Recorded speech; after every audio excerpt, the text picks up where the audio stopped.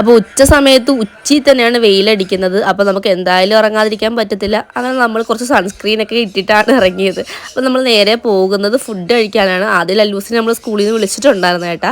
അവന് 1 മണി വരെ ഉള്ളു സ്കൂൾ. അപ്പോൾ അവനെയും വിളിച്ച് നമ്മൾ സ്ഥിരം വരുന്നൊരു ഷോപ്പാണ് കേട്ടോ ഇവിടെ. അതായത് ഊണും മീനും എന്നാണ് ഇവിടെ ബോർഡെങ്കിൽ ഇവരുടെ ഫുഡിൻ്റെ ശരിക്കലത്തെ ഇവരുടെ കടയുടെ അന്നപൂർണേശ്വരി എന്നാണ്. അപ്പോൾ ഇവിടെ വന്ന് ഞാൻ ചേട്ടൻ്റെ അടുത്ത് ഇങ്ങനെ ഓരോ കാര്യങ്ങളൊക്കെ ചോദിക്കുകയാണ്. ഇവിടെ വന്നാൽ ഞങ്ങൾ എപ്പോഴും മീൻ മുട്ട ചോദിക്കാറുണ്ട്. അപ്പോൾ ചേട്ടനിങ്ങനെ പറഞ്ഞു തരുവാണ് മീൻ മുട്ട ഇന്ന സീസണിലൊക്കെയാണ് വരുന്നതെന്ന് പറഞ്ഞാണ്.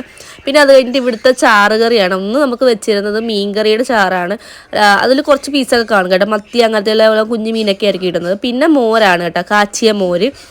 ഇത് പറഞ്ഞപ്പോൾ തന്നെ എൻ്റെ വായിൽ വെള്ളം വന്നു. നല്ല അടിപൊളി ടേസ്റ്റാണ്. ഈ 2 കറികൾ തന്നെ മതി ഇവിടുത്തെ ചോറ് ഫുള്ള് തിന്നാൻ.